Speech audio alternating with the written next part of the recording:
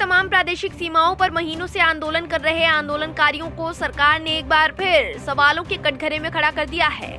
हालांकि कुछ दिनों पहले तक मोदी सरकार ने भी किसान नेताओं की राजनीति को ध्वस्त करने की ठान ली थी, लेकिन अब ये किसान नेता राजनेता बनने के लिए मासूम किसानों का इस्तेमाल कर रहे हैं, जिसके चलते एक बार फिर किसानों को कृषि कानूनों में संशोधन करने का प्रस्ताव दे दिया गया है। कृषि मंत्री नरेंद्र सिंह तोमर ने 3 कृषि कानूनों के संबंध में किसान यूनियन से सवाल किया है। तोमर ने मध्य प्रदेश के ग्वालियर में संवाददाताओं से कहा कि केंद्र सरकार ने संवेदनशीलता के साथ किसान संगठनों से 12 दौर की बातचीत की है, लेकिन बातचीत का निर्णय तब होता है जब आपत्ति बताई जाए। सीधा कहोगे कानून हटा दो, ऐसा नहीं होता है कि कोई भीड़ इकट्ठी हो जाए और कानून हट जाए। कृषि मंत्री ने कहा कि किसान संगठन बताएं कि नए कानूनों में किसानों के खिलाफ क्या है। किसान संगठन ये तो बताएं कि आखिर कौन से प्रावधान हैं जो किसानों के खिलाफ हैं। इसे सरकार समझने को तैयार है और संशोधन करने के लिए भी बिल्कुल तैयार है। किसान के हितों के मुद्दे पर सरकार आज भी संशोधन करने को तैयार है और इस बारे में तो स्वयं प्रधानमंत्री नरेंद्र मोदी भी कह चुके हैं। अब किसान नेताओं से कृषि मंत्री का ये सवाल एक बार फिर दिखा गया कि अभी भी मोदी सरकार किसानों के हित में फैसला लेना चाहती है। 12 दौर की बैठक और राकेश टिकैत समेत तमाम किसान नेताओं के अड़ियल रवैये के बावजूद भी सरकार कानूनों में संशोधन करने का प्रस्ताव रख रही है, लेकिन राकेश टिकैत ने आंदोलन कर रहे किसानों को ऐसी घुट्टी घोलकर पिला दी है कि वो सरकार की बात मानने को ही तैयार नहीं है। ऐसे में देखना होगा कि एक बार फिर संशोधन के लिए तैयार हुई मोदी सरकार इस बार किसानों को बनाने के लिए कौन सा रास्ता अपनाती है और राकेश टिकैत जैसे किसान नेताओं की छुट्टी कब तक करती है। किसान आंदोलन के बीच गुजरात निकाय चुनाव के नतीजे सामने आ गए हैं। न किसान आंदोलन और न ही पेट्रोल डीजल के बढ़े हुए कीमतों से बीजेपी का किला हिला है। कांग्रेस भले ही इन दोनों मुद्दों को साधने में जुटी रही, लेकिन सबसे ज्यादा नुकसान कांग्रेस को ही हुआ है। गुजरात में बीजेपी ने एक बार फिर निकाय चुनाव में बाजी मान ली है, जबकि चुनाव नतीजे कांग्रेस को टेंशन देने वाला है। अगले साल विधानसभा चुनाव होने हैं, इससे पहले निकाय चुनाव के नतीजों से बीजेपी गदगद है। कांग्रेस और आप बीजेपी के मजबूत गढ़ गुजरात में चुनौती देने में फेल रहे हैं। साफ है, पीएम नरेंद्र मोदी के मुख्यमंत्री रहने के समय और उससे भी पहले से पार्टी का जो जनाधार बना है वो कम नहीं हुआ है। बीजेपी के लोग तो इसे मोदी का जादू कायम है मान रहे हैं। जिन 6 नगर निगमों में चुनाव हुए थे उन पर बीजेपी ने अपनी पकड़ बरकरार रखी है। अहमदाबाद, सूरत, भावनगर, जामनगर, राजकोट और वडोदरा में बीजेपी का मेयर तय है। चुनाव में कांग्रेस का हार्दिक फैक्टर भी पूरी तरह फेल हो गया है। पिछले साल हार्दिक पटेल को गुजरात कांग्रेस कमेटी का कार्यकारी अध्यक्ष बनाया गया था, लेकिन नतीजों में इसका कोई असर नहीं दिखने को मिला। अहमदाबाद में हार्दिक ने पूरी ताकत झोंकी, तमाम वार्डों में रैलियां भी की। बावजूद इसके यहाँ कांग्रेस को करारी शिकस्त मिल रही है। सूरत जैसे पाटीदार समुदाय के गढ़ में भी कांग्रेस को बड़ा झटका लगा है। यहाँ भी बीजेपी ने कांग्रेस को बहुत पीछे छोड़ दिया है। हालांकि गुजरात में आम आदमी पार्टी की एंट्री हो गई है। अरविंद केजरीवाल की आम आदमी पार्टी ने सूरत में अच्छा प्रदर्शन किया है। वहीं गुजरात में इस बार के निकाय चुनाव इसलिए भी अहम थे क्योंकि असदुद्दीन ओवैसी की पार्टी AIMIM ने भी हाथ आजमाया था। हालांकि मोदी और अमित शाह के सामने ओवैसी कहीं नहीं टिके हैं। चुनाव के नतीजों से एक बात पत्थर की लकीर की तरह साफ है कि गुजरात बीजेपी का गढ़ है और फिलहाल इस गढ़ में सेंध लगाने वाला दूर दूर तक कोई नहीं दिख रहा है। किसान आंदोलन की अगुवाई कर रहे भारतीय किसान यूनियन के मुखिया राकेश टिकैत अब मध्य प्रदेश जाने की तैयारी में है, लेकिन मध्य प्रदेश पुलिस ने टिकैत को सलाखों के पीछे भेजने की रणनीति बना ली है। अगर टिकैत मध्य प्रदेश के किसानों को भड़काने के लिए वहां जाएंगे तो मध्य प्रदेश पुलिस टिकैत पर मामला दर्ज करेगी। दरअसल 8 मार्च को टिकैत मध्य प्रदेश आएंगे। केंद्र सरकार के कृषि कानूनों के खिलाफ प्रदेश के किसानों का समर्थन हासिल करने के लिए टिकैत यहां आ रहे हैं, लेकिन टिकैत के खिलाफ मध्य प्रदेश पुलिस की रणनीति सिर्फ किसान आंदोलन की वजह से नहीं है, बल्कि 2016 में ही MP की एक अदालत ने टिकैत के खिलाफ अरेस्ट वारंट जारी किया था। बता दें कि टिकैत श्योपुर, रीवा और देवास में रैलियों को संबोधित करेंगे। महिला दिवस के दिन टिकैत राज्य के किसानों से मिलेंगे और वे उन्हें नए कानूनों से होने वाले नुकसान के बारे में बताएंगे। ये काफी दिलचस्प है कि टिकैत के खिलाफ MP में एक और मामला पहले से लंबित है। 2012 में अनूपपुर जिले में उनके खिलाफ हत्या की कोशिश और अव्यवस्था फैलाने के मामले में अरेस्ट वारंट जारी हो चुका है। अनूपपुर के जैतहरी इलाके में पावर प्लांट के खिलाफ प्रदर्शन का नेतृत्व करने 2012 में टिकैत यहां आए थे। प्रदर्शन के दौरान बड़े पैमाने पर हिंसा हुई थी। प्रदर्शनकारियों ने कई वाहनों में आग लगा दी थी, जिसमें कई पुलिसकर्मी भी घायल हुए थे। पुलिस ने इस मामले में टिकैत सहित 100 से ज्यादा लोगों के खिलाफ अव्यवस्था फैलाने, हथियारों के साथ अवैध रूप से प्रदर्शन करने और हिंसा फैलाने तथा हत्या की कोशिश करने का मामला दर्ज किया था।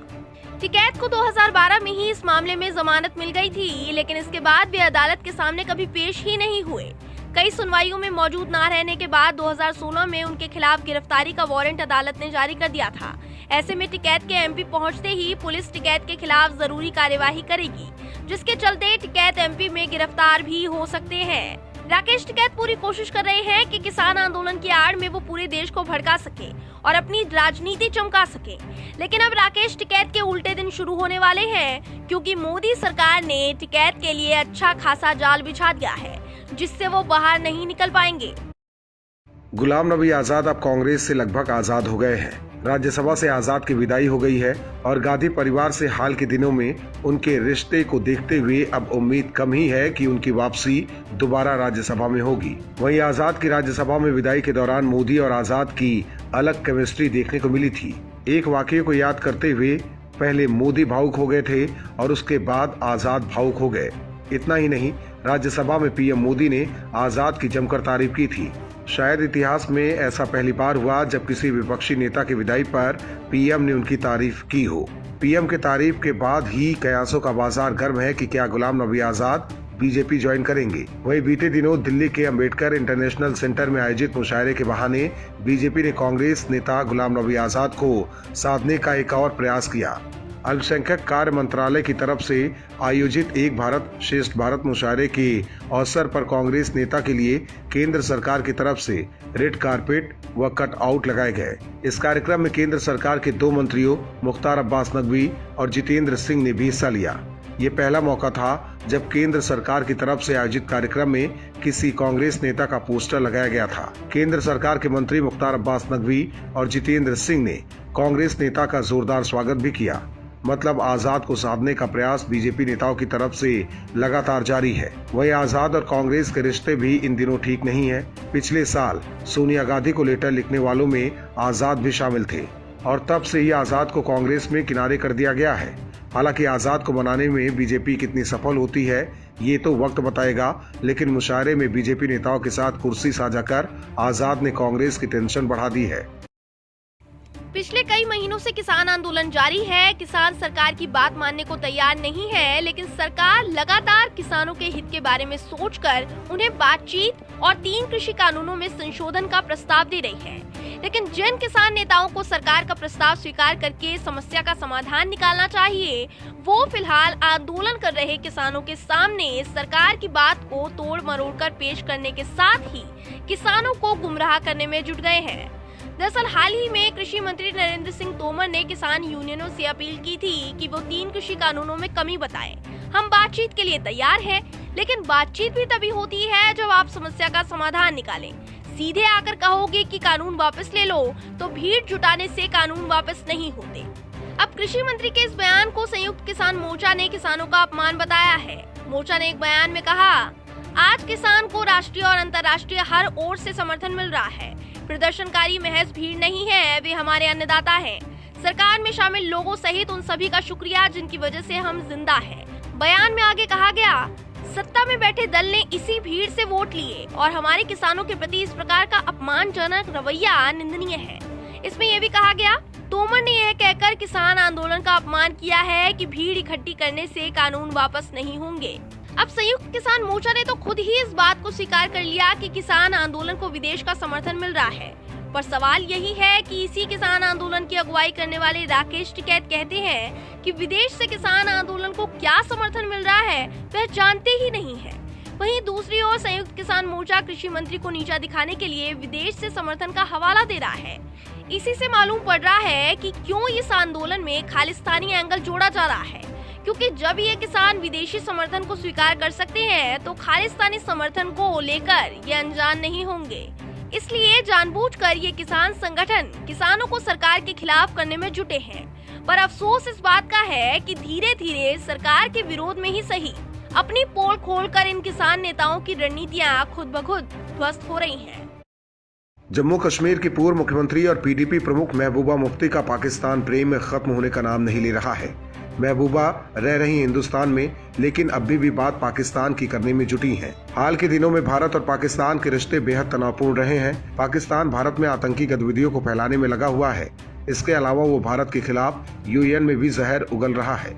लेकिन इन सब के बाद भी महबूबा मुफ्ती चाहती है कि मोदी सरकार पाकिस्तान से बात करे और पाकिस्तान से रिश्ते ठीक हो, जबकि मोदी सरकार पहले ही साफ कर चुकी है कि जब तक पाकिस्तान आतंक की फैक्ट्री को बंद नहीं करेगा उससे कोई बातचीत नहीं होगी। लेकिन महबूबा मुफ्ती अपनी सियासी दुकान को चलाने के लिए अब अनुच्छेद 370 के बाद पाकिस्तान से बातचीत का मुद्दा उठा रही हैं। पीडीपी प्रमुख ने जम्मू कश्मीर में शांति बहाली के लिए पाकिस्तान से बात करने की वकालत की है। इस दौरान उन्होंने लालकृष्ण आडवाणी का जिक्र करते हुए कहा कि उनकी मुशर्रफ से बातचीत के बाद जम्मू कश्मीर में खून खराबा काफी कम हो गया था। इस दौर में भी उसी नीति की जरूरत है। महबूबा ने कहा कि 30 सालों से हमारे लोग शहीद हो रहे हैं। बदकिस्मती यह है कि सरकार टस से मस नहीं हो रही है। चीन हमारी जमीन के अंदर घुस आया, फिर भी चीन से बातचीत की गई और मसले का हल निकला। दरअसल जम्मू कश्मीर की राजनीति इन दिनों तेजी से करवट लेती दिख रही है। अभी तक कश्मीर में पीडीपी और नेशनल कॉन्फ्रेंस जैसे दल 370 पर अटके हुए थे, लेकिन अब धीरे धीरे ये दल अपना स्टैंड बदल रहे हैं। पिछले दिनों नेशनल कॉन्फ्रेंस प्रमुख फारूक अब्दुल्ला ने भी संसद में कश्मीर में शांति बहाली की वकालत की थी और अब पीडीपी प्रमुख भी 370 का राग अलापना छोड़ पाकिस्तान से बातचीत और शांति बहाल करने की बात कह रही हैं। हालांकि भले ही पीडीपी अब पाकिस्तान के मसले पर राजनीति करना चाहती है, लेकिन मोदी सरकार साफ कर चुकी है कि पाकिस्तान से बात तभी होगी जब भारत में वो आतंकी गतिविधियों को फैलाना बंद करेगा। Bureau report, OMH news. और भी वीडियोस देखने के लिए चैनल को सब्सक्राइब करें और बेल आइकन को दबाएं।